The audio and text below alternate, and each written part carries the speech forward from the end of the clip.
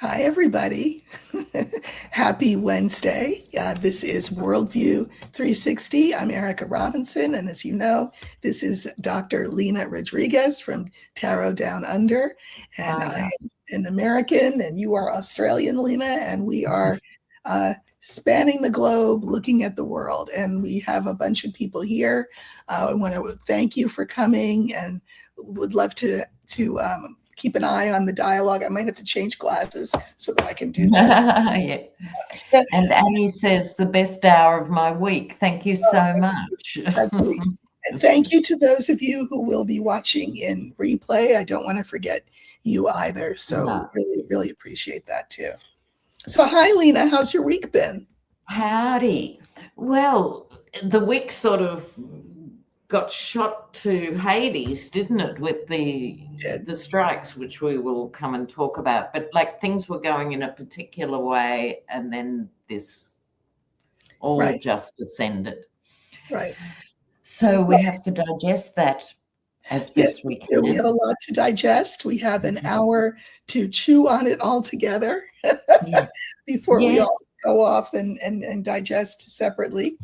Because we were just saying before we came on, I'm paraphrasing here, but what we're trying to do is take all these different and disparate aspects of what's going on in all our lives and looking for the common threads and stuff through it, because it is all connected. You know, we, even as seasoned campaigners, get distracted by the drama and the theatre of what's going on. And that's, of course, intentional, right? To keep us distracted. They're doing a great job with that. Yeah. So everybody focus. Let's focus.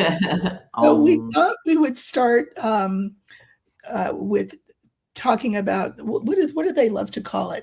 The Republicans called it that, and then the Democrats called it that. The autopsy, such an unfortunate word. the autopsy of the Texas race. So it is done and dusted as far as the Democrats are concerned, and I want to talk a little bit about that with you, Lena. Before we talk about the Democrats, I want to say a word about the Republicans. In my readings, I had always seen who's the incumbent? See, now I drew a blank. Oh, yes. The incumbent would win, but it turns out it's a runoff. There'll be a runoff between the current. Is it Ken Paxton? No, the runoff is Paxton and Cornyn, John Cornyn. Yes, who's climbing. Yes. So Cornyn has been there for a long time. He's not particularly well liked, but Paxton is the felon's friend. We'll just put it that way. He's all for the felon. So they have to have a runoff, and that's actually not a bad thing for. Who did we just say was his name again? Cornyn, because everybody was putting their money on Paxton. I didn't think it would be Paxton, but everybody had put their money on Paxton. Well, the felon has come out and said, "Well, I'm gonna put my money behind one of them, and whoever I don't put my money behind, I expect them to drop out." Now, I'm thinking that he's talking to and around Paxton. I think he's going to throw his support to John Cornyn. Paxton is a mess. Oh, I see. Ethical disaster. So is the felon, just saying. But I think that because Paxton didn't, leap up to the top. Yes. According to the felon, I'm sure he now qualifies as a loser. I think. And so that's why I think that the felon will go with Cornyn and expect Paxton to drop out. Paxton may well not drop out, though. That's the thing. And you know what? That's fine. Let them fight it out. Let them spend that money. That's not a problem. That's okay. Now let's talk about the other side. So for those of you who don't know, even those of you who do, there was a little kerfluffle with the Democratic side courtesy of, let me say, courtesy of the Republicans. Originally, there had been a time prior to this election where you could just go to anywhere and vote. So this was a problem that happened in Dallas. Dallas is the main place where Crockett would have gotten votes from. Well, they changed the rules so that now you had to go to very specific places to cast your vote. Well, people didn't realize that. They were online waiting, and then they were told, you can't vote here. So a judge was consulted, and the judge said, oh, okay, not a problem. What we'll do is we'll just keep the polls open for 2 more hours. And then everybody who's in the wrong place can get to the right place and vote. Texas Supreme Court, friendly to the Republicans, said, hold on a minute. And they stayed that ruling, which meant that those votes and those voters ended up being disenfranchised. Their votes were not counted. Now, I'm not saying that if they were counted, she would have won. I'm saying somebody put the thumb on the scale. And what people need to bear in mind is what you said about things being connected. This was a little test run for what will happen moving forward in the primaries and in November. Yeah. So there's that. People have said about the 2 candidates, and the vote was pretty close. Yeah. They both have progressive platforms. But I heard people say they voted Tallarico because he has a softer way of communicating. I said to Lena before we went on live, that's just straight up racist. I'm just saying. They hate us because they can't be us. We are not Black women. We're not wallflowers. We say what we have to say, and we know how to use our words. Maybe because we come from the oral tradition of Africa way back, and it's epigenetically in our blood. I don't know what it is, but it is racist to say, well, they say the same things, but he's just gentler. They talk about the fact that he's religious. He has an MDiv. I have an MDiv too. But guess what? Jasmine Crockett's what we call in the Black church a church girl. She was raised in the church, and I have seen her pull out chapter and verse from the Bible when the occasion called for it.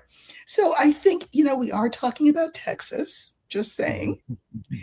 And I hope Tallarico, who wants to do that sort of hand across the aisle thing, have a big tent, et cetera, et cetera.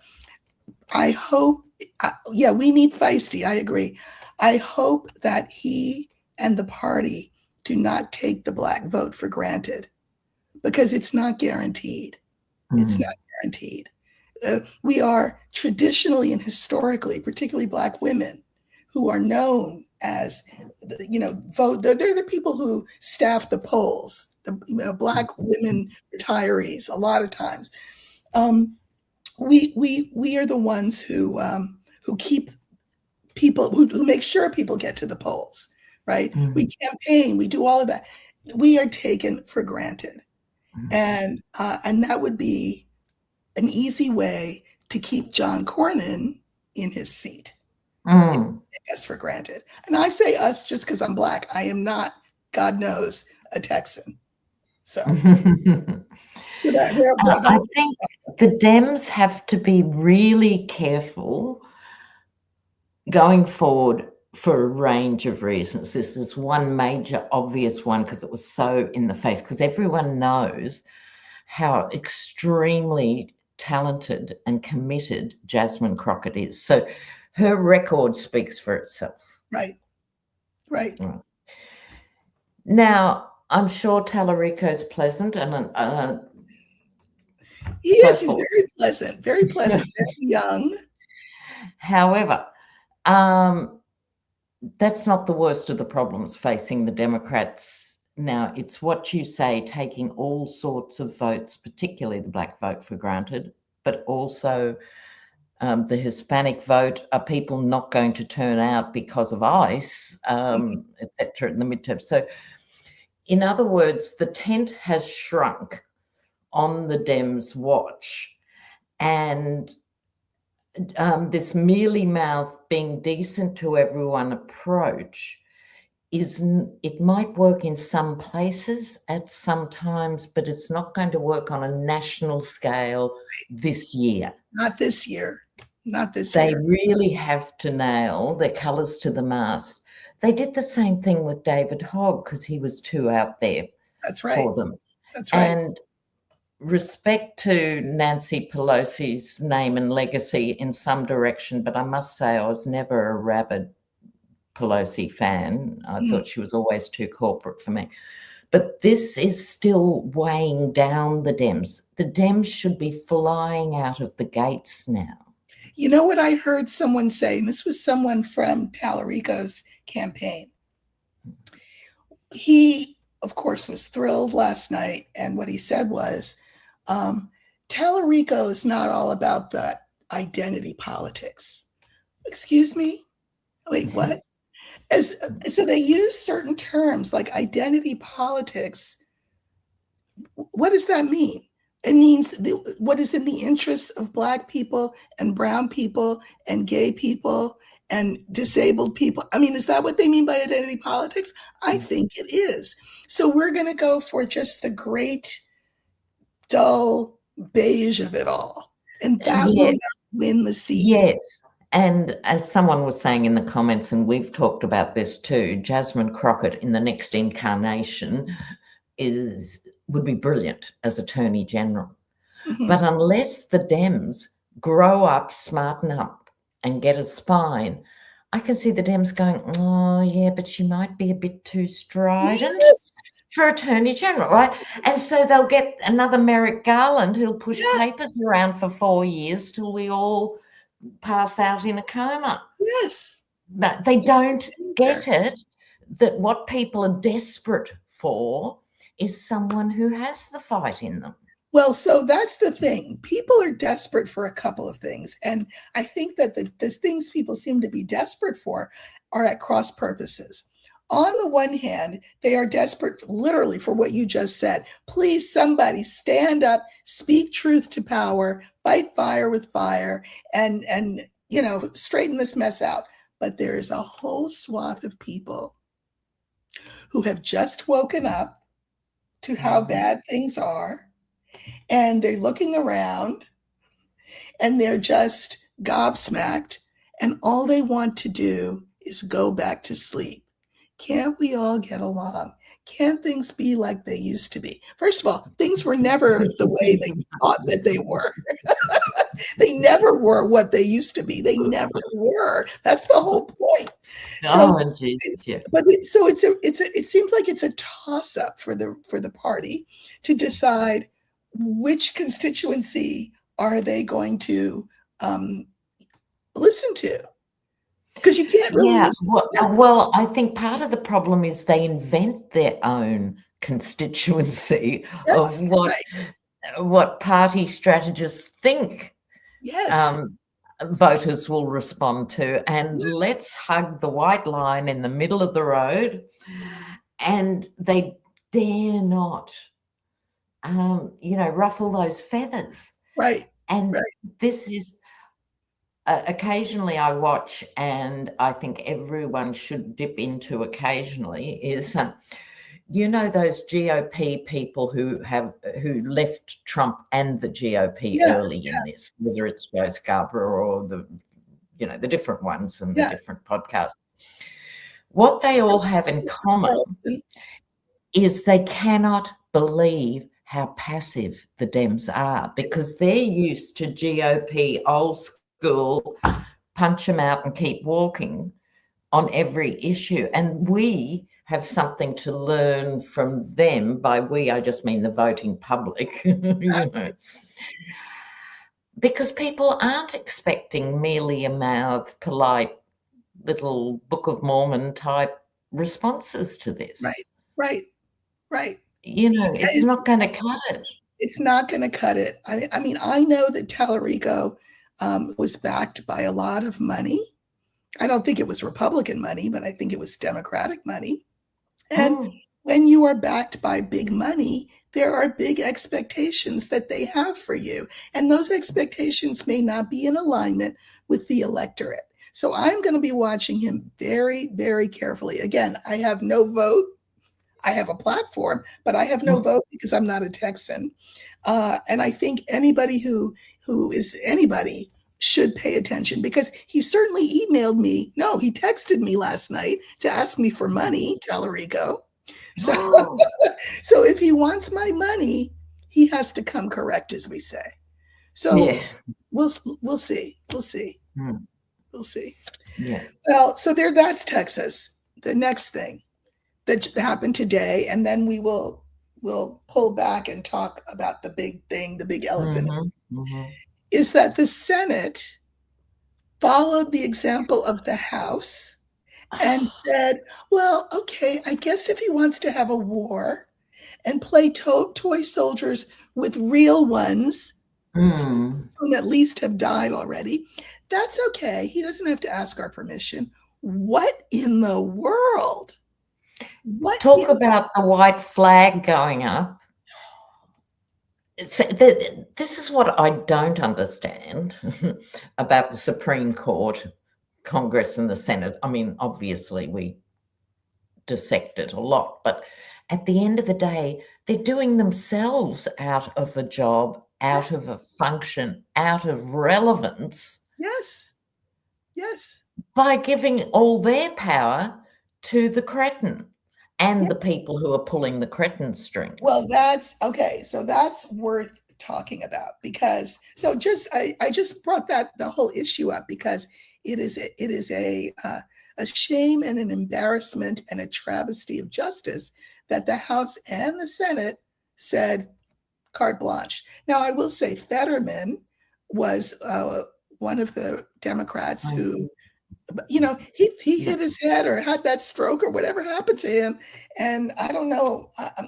I don't know if he went to the other side, and I don't know what happened to him, but he's not. Because I remember him maybe 4 or 5 years ago.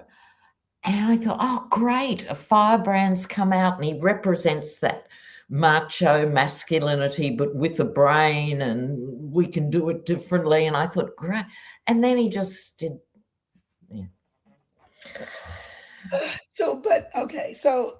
But it's a shame that they folded that way. If you want things to do, and we always want things to do, you don't want to just sit and hear us, chat about it. You need to contact your representatives, voice your opinion, whatever your opinion is, on this capitulation of giving him carte blanche to declare a war. I mean, this is the end game. Tariffs were massive and still are, and destructive, and they're a war on the world in themselves. But this one, it's obvious for anyone with a working neuron to understand how damaging this is. That's right. That's right. Well, I guess this isn't working for anybody. No. Well, and I lived in Texas during Ann Richardson. I know what happened in the dirty fight to get George W. elected. I remember Ann Richardson. She was great. I remember the debate when she said, he can't help it. He was born with a silver, what did she say? A silver boot in his mouth or something like that. Right. Clever. Yeah. She was great. Well, you mentioned people who have an interest in this war. I think that the felon is beleaguered, beset, benighted by the Epstein situation. And I think anything to distract it, he will go for. And I think that the people around him know that.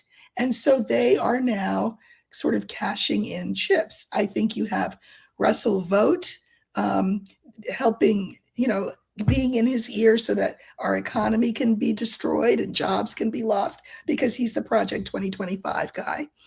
You have Stephen Miller, the immigration guy, in his ear about that. And then you have two people in his ear, one on each ear. And I don't know, did you see? Okay, the rash was, I'm just going to say, it was disgusting, right? On the side of his neck. But what interested me was not the rash. It was what was above the neck, which is the ear. Wow. There was nothing wrong with that ear. The best comment I heard somebody say was that they think that the rash was was an immunosuppressive reaction because the fake ear that they put on him transplanted is being rejected by his body. I mean, that's as good a thing as any. Yeah, let's roll with that. But because that ear looked, I mean, as far as any part of him could look, perfect. So anyway, I was going to say that he has two people in his ear in regard to Iran. One of them is Netanyahu, and we'll talk about him in a minute. And the other is Marco Rubio, who was against any of this until he was for any of it, and who is all about regime change in Cuba. So why don't we just sort of, I don't know, grease the skids and have regime change every place else at the same time? I know. It's actually gobsmacking, the sheer audacity of it at this stage in human history. Yes. The arrogance of the West, and most particularly the US, of just going, I don't like the head of that country, I don't like this one, we'll just change them. And failing to remember 5 minutes ago, we could go back to Vietnam, but the troops have only just been pulled out on Biden's watch from Afghanistan. So this repetitive cycle with no plan B. Right. Well, Marco Rubio was the official reason for why we went in.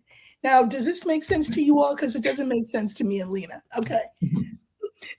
The excuse was that the felon was told by Netanyahu, who I guess had been at Mar-a-Lago, for the express purpose of informing the felon, that he was going to attack Iran.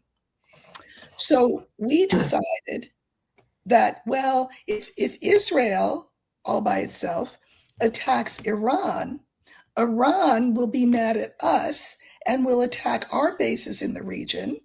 So to avoid that, we're going to attack Iran with Israel. That makes no sense. Think of it in a schoolyard context. You're going to beat somebody up.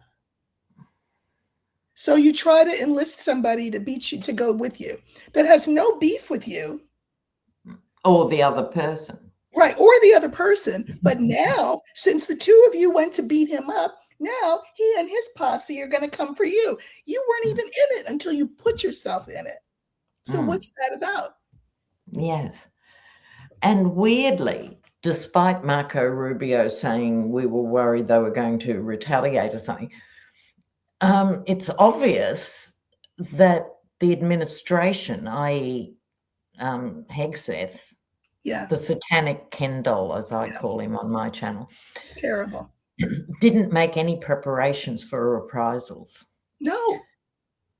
Right, from Plan B. So Iran has hit who they consider to be US allies in the region. So it's been this splayed response that no one was actually ready for. No. It would appear. The felon had a plan. I thought he had a great plan. The felon said, so, we're going to go in there and we're going to whatever. And then you people of Iran, you get it together and fix it all up and pick a good leader. That was his plan. Yeah, exactly. And it even fools people when it's said quickly. Evil regime, we get rid of monster, you rise up to freedom. Okay, it's this Sesame Street geopolitic. Yes. Right? Yes. Because all repressive regimes, by definition, repress the opposition.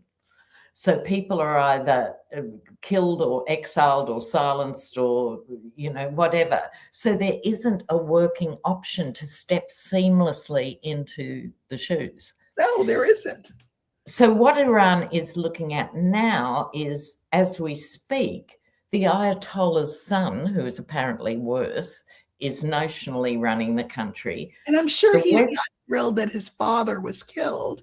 Well, I'm sure, wouldn't that sort of frost any of our butts if our dad was killed? Look, exactly. That's not pretty. And then the alternative to that is American intervention bringing back the Shah's son. Do we see a pattern here? Do we see a pattern? The nepotism of this primitive, old school way of looking at the world. I know. But that's how the felon does look at it. I mean, he would certainly remember the days of the Shah and his wife and how they lived when it was Persia, and then them having to be exiled to Paris. I mean, has this young man, I think he was raised in Paris. Probably. Yeah. Well, okay, good luck with that. I mean, it's not going to, it's a bad. Well, exactly. But it's like Venezuela taking out Maduro, which was very weird the way that happened. But anyway, take out Maduro and leave his whole cabinet in place. Right. What? Pardon? Right. Somebody said that the Ayatollah's son's wife and child were also killed. So, I mean, oh my God. Yeah, so Khomeini had a son, the son had a wife, and then they had a child. They were killed as well. So, I mean, you can't even just mind your own business, live your life without World War III now breaking out. People are concerned as to whether or not it's World War III. I mean, it certainly is heating up in that part of the world because, as you say, other countries are now involved, being attacked. Well, not only a whole long list of other countries that are involved, Iran has no choice strategically but to get the West where it hurts by shutting the Straits of Hormuz. And so we are all affected because the oil can't flow. I don't know if you all have noticed yet, if you're in the States, because we noticed that here in California, the price of oil, gas for your car has shot up already. Yeah, and this is day 3 or 4 or something, so you can imagine. This is, in fact, price gouging in anticipation. So this is only the first flush. Oh, good. Yeah, you're right. Of the rises, right? It hasn't hit yet. This is just people taking advantage. So the real pain is yet to come for all of us. And that raises a bigger issue in the sense of, had we, meaning whoever in the world, was committed enough to true climate change adaptation and gone on to thermo, solar, wind, etc., we would not be at the mercy of these events. These events may not be occurring because there's no mileage to be gained. But we missed that 40-year thing by US, Canada, UK, Australia. Yeah. And so we're all at the mercy of what happens to the fossil fuel industry. Right. It's ludicrous. Well, and also we could all be independent of that and be paying little tiny utility bills. Well, didn't the felon say he was going to bring down the price of gas? I mean, think of the promises that this is the sort of thing, though. It sounds simplistic, but I actually think it's those sort of things that actually turn people against him. Absolutely. Not big ideological things like my gas has gone up again and again since he was in, is what will turn people. And people are turned. I mean, we see, because of this war, a huge split in MAGA. Yeah. So that's a good thing. They can cannibalize each other. I think, too, MAGA's running out of road. So people splinter away for different reasons, which they may or may not admit to. Right. Okay. So some MAGA women might peel off because they've now seen, they've had to drive their sister across the border to get a termination or whatever. And different ones peeling off for different things. People lose the jobs and their whole family loses a series of jobs. People peel off. So it's getting smaller and smaller, but they're still loud. Right. And Congress and the Senate are still responding to this mythical MAGA scary voter. Yes. They're not picking up their opportunity to take things forward. I agree. They're giving them more power than they actually have. It's, I'll tell you, I think part of the felon's thinking, or maybe the people around him's thinking, is we know that he's a lame duck. Yes. And sort of a dying fossil. So there was that. But if he can be a wartime president, the hope is people will rally around him. Because what is that? That's a worn out trope. That's what I absolutely agree. It's worn out. That traditionally was the deal, right? From the First World War until maybe 10 years ago. That was a truism. All you needed as a dying leader was to get a good war on and people would rally, right? Plus, your very best friends are going to make huge amounts of money because they're arms dealers. Right. Industrial military producers. But those days have gone. I think whoever invented the term forever wars, it was a really smart cliche in that sense, because people instinctively are over forever wars. Right. The problem is, as I see it as an outsider to this, is there's still this disconnect in the US. So if you asked, a cross-section of Americans on the street, do you support another long war? 98% of them are going to go no, if they were asked it in that way. Yeah, in that way. But they're not asked it in that way. They're told this is because of this, and we're just doing this, and we're going to be out by next Wednesday. That's why that's the problem. I saw a statistic on the news today, which explains, it makes your case. Instead of it being 98% saying, what are you doing? Get out of there. The split is something like 60-40. Yeah.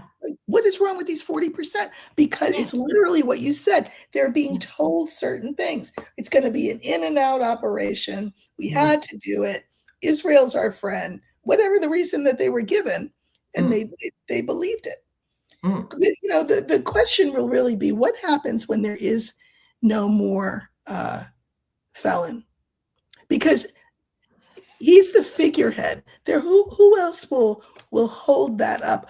Ideally, it'll just have crumbled before we're at that point. But is anybody thinking about that? Because it's not going to be Vance. Yes, exactly. Vance just doesn't have the charisma to pull off these atrocities, right? No. So who will let us know in the comments if you have a theory on who it'll be, or will they feel someone fresh in 2028 to try and save their sorry asses? Yeah. Now, I just see a Canadian here, and I have to listen. I love Canada. I love Canadians. I say it every other broadcast, and I'm very impressed with Carney. But why did he support the felons' move in Iran? Okay, and Canadians can get back to us on this. Just two things. If I could briefly double back when you said Canadian here, she's saying she's seen Tallarico speak up in Texas and thought he was really brilliant at it. Just speaking for myself, not for Erika, I agree Tallarico has a role too. I think we were complaining about how Jasmine Crockett was systematically undermined by having her seat taken, etc. Right, exactly. He has a role to play, and if he can convert one, let alone 1 million GOP voters, more power to his elbow. If he goes on Joe Rogan and sways an audience, It's only good news. So I'd just like to clear that up. Good. But then Mark Carney. So our Prime Minister, Albanese, known to one and all as Albo. So in the rest of the world, you only have to remember it's like elbow, only it's Right. Albo. Yeah, we support the United States. Appalling.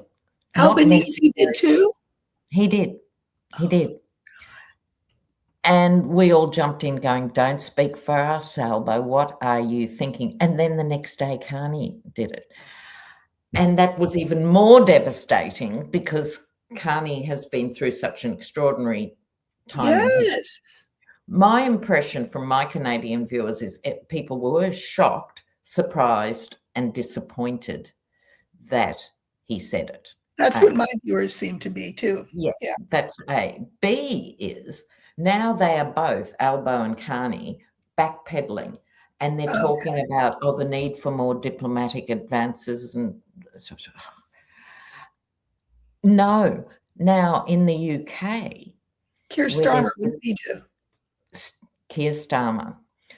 Don't start me on Keir Starmer, the worst Prime Minister, and he won't even make his term out. But he got one thing right. He stood up and said very clearly, very cleanly, we do not support these illegal airstrikes. Good for him. And that's all he said. That's all he said. But how clever. He just pushed it back into the crutch of where it belongs. That's right. Why didn't Albo, why didn't Carney do that thing? I don't understand. I don't know. I mean, I get so tempted to just say, this is the dark arts. This is all power of evil in the world. You know what I mean? Because we just come up with a rational explanation, and no, you can't. Yeah. And because the US is now an unreliable ally, if not an out-and-out threat to the world, there's no need to pretend. They could have hidden behind what I call poly speak, the weasel words. Oh, look, we're hoping for a breakthrough and our hearts are with the people of Iran and we hope this won't go on very long, or weasel. No. And the kicker, particularly for Albo, Trump wouldn't even know he'd spoken.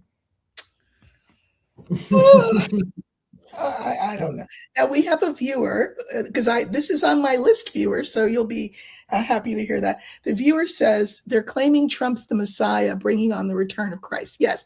So apparently some portion of the military were given a speech, and in the speech they were told, don't be afraid. This is essentially a holy war, and it will bring about the second coming of the Messiah. It's in the book of Revelation, and Trump is playing his role. This is what he's supposed to do. Now, where is that coming from? I mean, all of a sudden. It's not all of a sudden is the problem. You may have been, viewers may have been wondering, why does there seem to be this affinity between Christian nationalism and Israel, the state of Israel? Because, I mean, one's Christian, one's Jewish. I mean, it's good to get along. That's great. But why is there this particular affinity? For example, Turning Point USA, that Christo-nationalist organization, one of their biggest donors is Israel. Now, why would that be? Any thoughts? Well, I think there's two strands to the story. Okay. You've got many, let's say, I've got to be careful with how I break up the Christian community, because I think the white nationalist thing that's what we're talking about. Is what we're talking about. There are others who are old-fashioned, just anti-Semitic. They don't know or trust anything about that. So their racism trumps their religious belief. This, because it's literally biblical, see this affinity, because let's go to anthropology for a minute. The human brain tries to make sense of things that are too big for the human brain to actually make sense of. And one of those is religions. And then within each religion, you have different strands that are characterized by emphasizing this over that, over that. Mm-hmm. So they're perfect bedfellows in the sense they can pluck 4 lines out of the Bible and say, well, therefore, you know, we are on the side of right and this is a holy war. The major problem which we've had since Trump drew breath was separation of church and state. Yeah, what happened to that? That's right. That's a problem. But that's what they do not want. Actually say it to serving troops. It's horrifying. It is horrifying. It was like a feel-good speech from Game of Thrones with some warlord about to take over somewhere. It was as disconnected as that, and I think it is illegal. Actually, I think Lena, look, every other thing that he does is illegal. Is the point? Yes, but he does it anyway. And the guardrails have fallen. We've watched them fall over and over. And then during the Biden administration, we're all smart after the event, but what was definitely obvious was voting for the teddy bear at a time, and so nothing was resolved, tied up, finished. There were no he didn't expand the court. I mean, there were a lot of he didn't push Merrick Garland to, Yeah, Merrick Garland should have been given 9 months, 10 months to get his feet and, weed out things and then gone. Yeah. So the Mr. Nice Guy approach was part of the failure.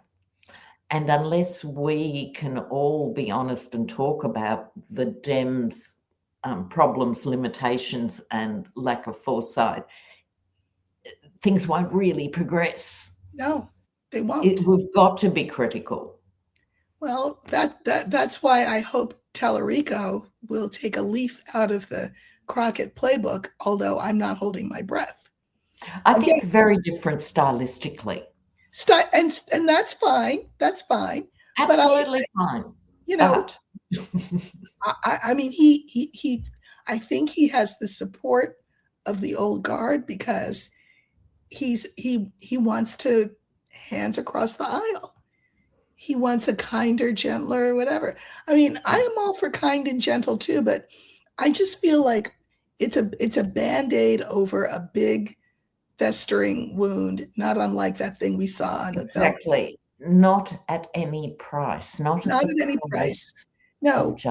No, that's right. It needs to be cut open, cauterized, examined, dissected, and then you can sew it up and put a bandage on it. But you know what? I feel like we are really at a crossroads. There's a lot of people who do understand that and are ready for it. But I feel like there's an equal number of people who say, that's just too hard. Let's just pretend that we're back the way things were. It is because to a certain extent, there's a lot of blame to go round when we look at any of this stuff. Right. And part of it is people's indifference to politics when things are ticking over, let's say, at best, when they're ticking over, not looking under the carpet for the uglies. And so is that a human trait, or is it because people are exhausted working 2 jobs and don't have a thing? Is it the fault of the education system? Well, that's a good point too. That's a very good point. But you know what? Think about it.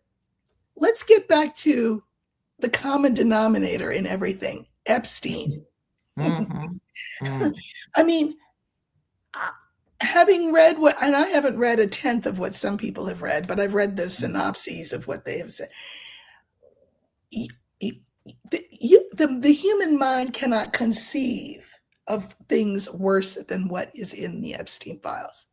And Mm, I mm, mean, so we have this, I mean, I hate to use the word, this opportunity mm, to see, you know, to see how bad things really are when we don't pay attention, when we don't believe women, when we don't believe mm. children, Yeah, when we that's where I was everybody going with just all get this. along. You Mm, know, this is what happens. We have this opportunity to see how horrible it is. The problem is, I pray I'm wrong, but there is this human tendency to say, "Oh, I can't. Okay, that's enough. I can't look at that. That mm, can't really be true. Surely that's not true. I'm going to mm, just say it's not true and keep it moving." mm, This is what he hopes will happen. mm, Everything is a distraction. But I did notice, now we've moved to Epstein, that there were mm. Republican senators who said, no, excuse me, I want to see the pages that you took out, whatever your name is, Blondie. The unredacted version. Yeah, I want to see that unredacted version Mm, where Trump is in all those pages that you took out. That's what mm, I want to see. So I don't know if you heard, but she will be subpoenaed to come before the committee. Now, this committee is the investigative committee, not the committee that she has to go to every year and talk about what the DOJ's done. This one mm. is specifically geared towards the Epstein situation. This is She Pam Bondi you're and talking. Bondi, Yeah. she will probably refuse to come, Mm, at which point we'll have our next test. What will be our next test?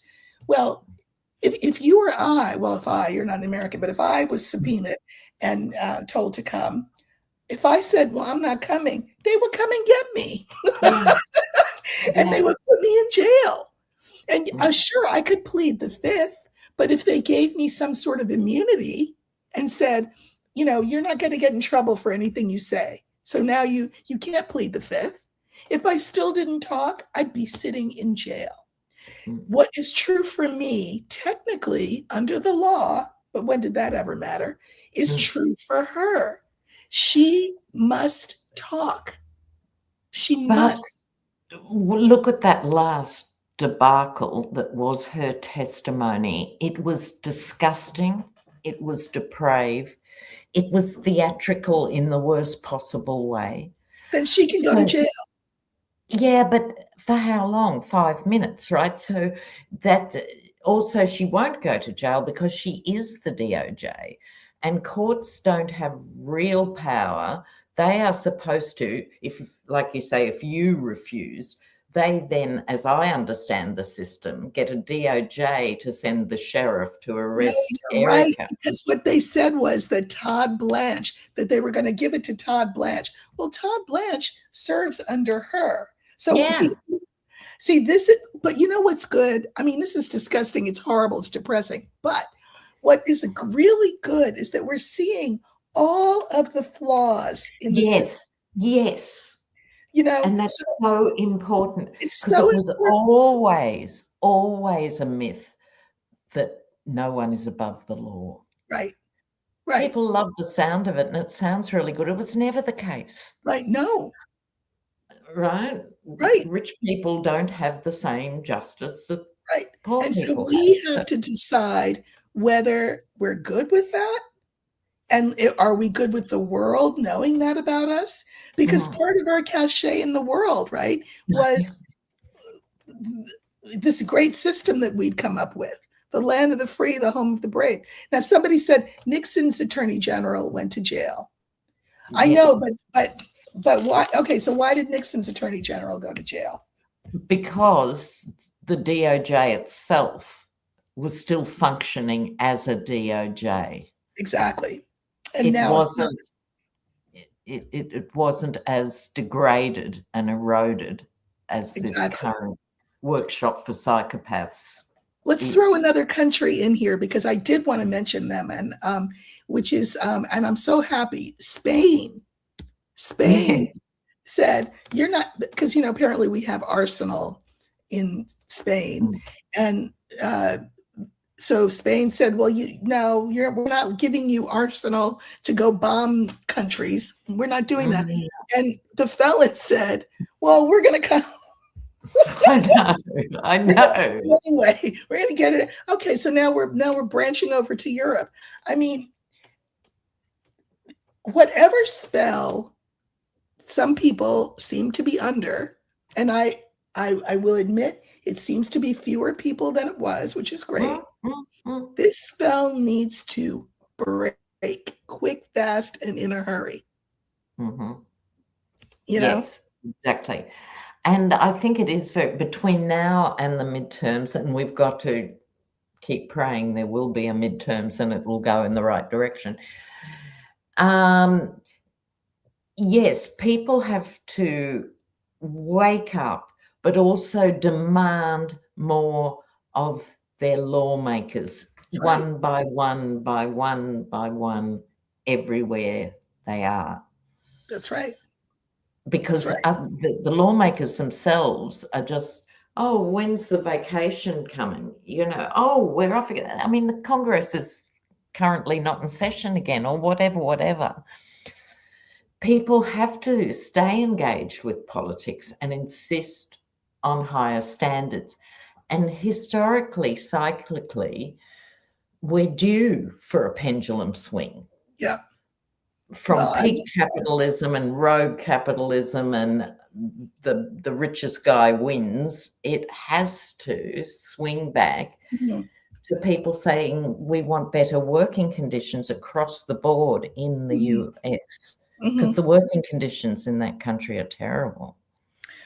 Working conditions. And then I saw somebody said, the people who were injured by Iran in Israel went to the hospital in Israel, had their injuries treated, and came out as with as much money in their pocket as they went in with.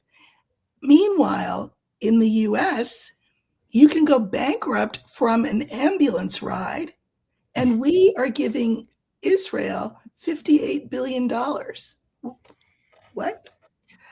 But it's like, you can't make the direct comparison until there's a change of mindset, in the sense of it's like the 40 billion he gave Malay or something, right?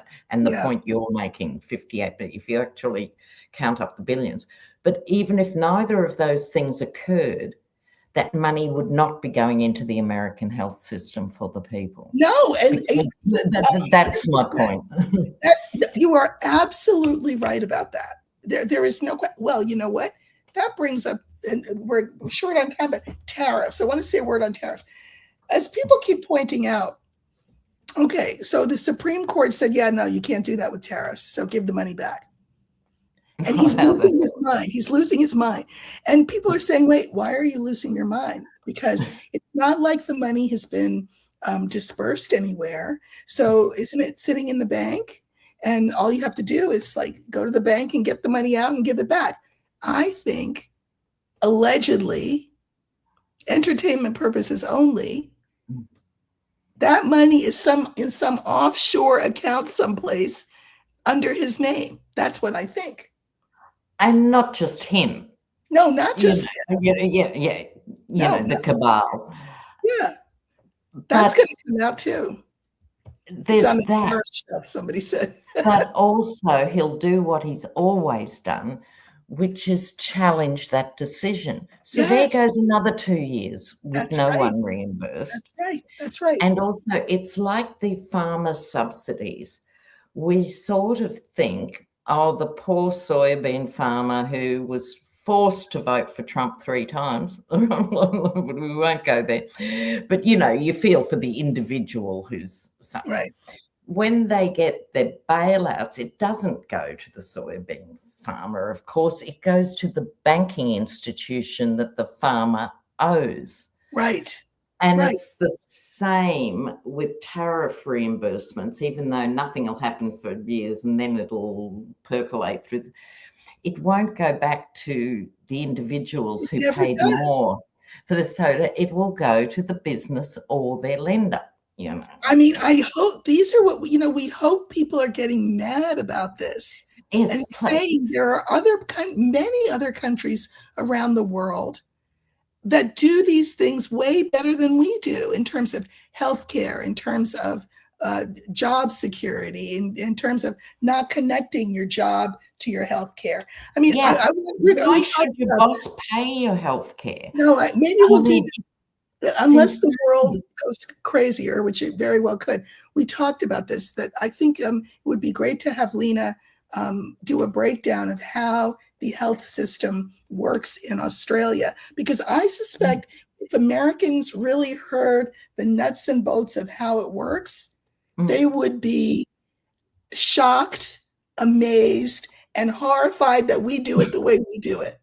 So we'll one of our episodes will be about that. Yeah, we must do it, because it is important. Because I'd go as far as to say, if you don't have universal health care, you are not a free country. No, you're not. I think it's that important, because you are at the mercy of a health event. Yes, yes. But you get, like I said, you can be bankrupted by an ambulance ride. And leading cause of bankruptcy in the States, medical debt. Yes. Yes. Insane. So we must focus on that. Well, and then, like here, so somebody will have some catastrophic thing happen, and then there'll be a GoFundMe, and everybody will donate to it, and then people will talk about, isn't it great that all these people donated? But it shouldn't have to be that way, is the point. No, and the GoFundMe then could be used for something else, because as a citizen of any country, you should be entitled to healthcare. That's why people pay taxes. Hello. Well, to have healthcare, it's what's in our documents: life, liberty, and the pursuit of happiness. You don't have any of that if you have to pay through the nose in the way that we do for healthcare, and it's still not enough. I don't know. Well, we have spanned the world.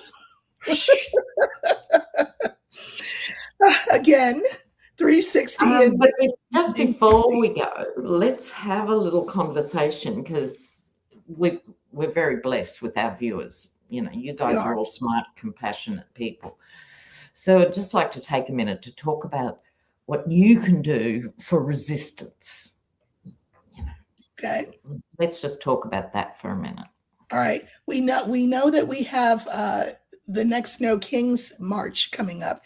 It's supposed to be huge, and that will be on the 28th of March. So it's important to be aware of that. What is this? Oh, I asked for donations a month ago when my spouse had open heart surgery and got 0 donations. Well, I mean, I'm sorry about that. And that's tough. People are strapped, and you shouldn't have had to ask for donations, is the point that we're making, I think. I think contacting your representatives every damn day, whether you write them, whether you call them, I think that that's really, really important.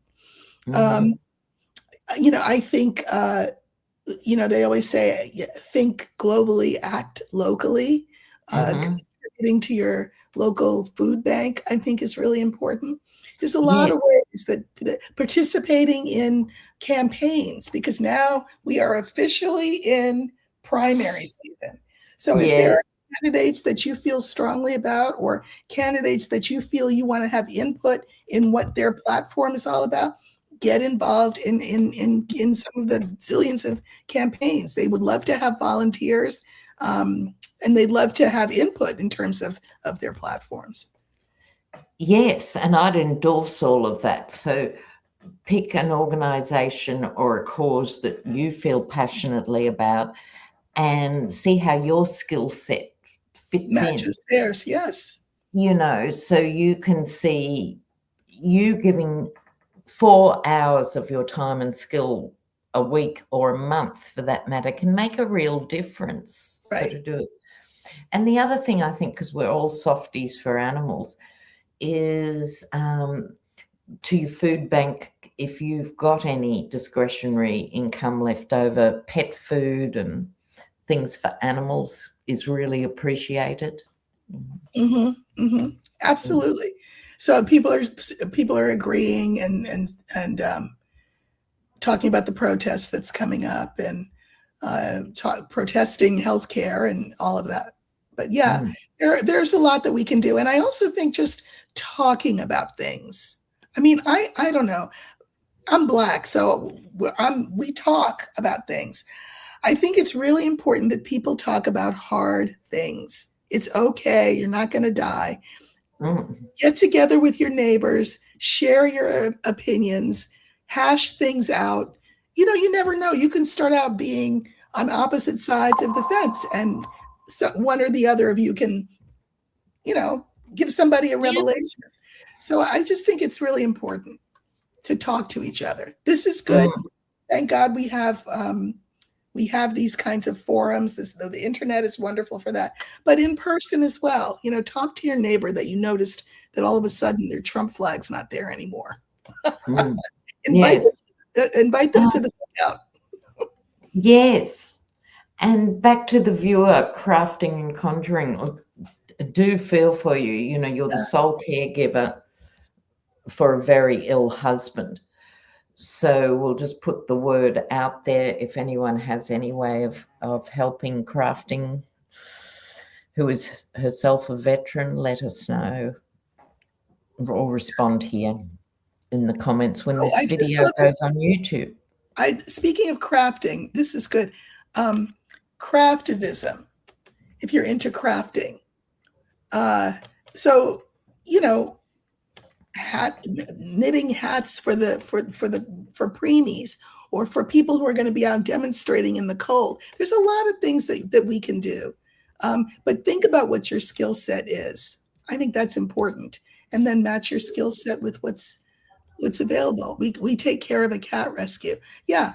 Because the worst thing in the world that you want to do is feel hopeless and helpless. Yes, then they've won. They've sapped your soul and they've left the building. Right. So it's really important to affirm your identity and affirm your beliefs by taking an action. Right. Right. Yeah. So thank you all for being here. We hope that you've enjoyed being with us. I know these are, well, I say enjoy. I don't know if enjoy is the word, but it's good to be in community. It's good to talk about these things. It's good to sort of remember that we live in a bigger world, those of us who are in the United States, than just the United States. But it's also important to know that the world is watching us and how we, how we navigate this awful situation. They're watching us. And, as I said to you, Lena, a while ago, I think it's great that people are saying, we know that there's a difference between Americans and their government. We need to make sure that people see that difference, Yeah, absolutely. So thank you all for coming. And this will be up shortly, like in a couple of minutes, on both of our channels. So if you want to rewatch it, you can do that. And we will be here again next Wednesday, 6 p.m. Pacific, which is 9 p.m. Eastern. The rest of you figure it out, because that's as much as I can do. It's too hard. But thank you all so much for being here and for participating in the chat. I did put my reading glasses on, so it's been good to read through. People are really engaged, and we appreciate that. Again, Dr. Lena is Tarot Down Under. You'll find me. Yeah, and I'm in the company of cards. So we will see you on our respective channels, and we'll see you here again next week. So thanks a lot, you all. Bye-bye. Cheers, everybody.